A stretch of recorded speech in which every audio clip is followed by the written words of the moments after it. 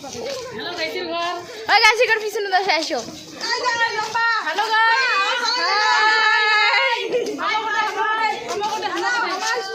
এই যে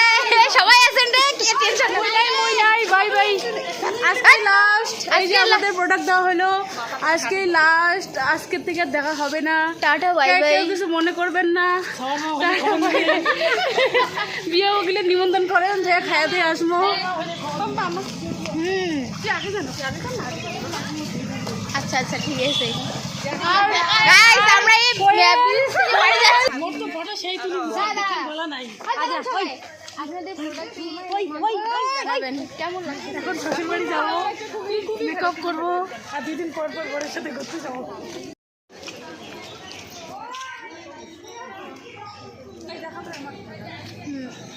এটা স্পেশাল ব্লগ এটা বড় না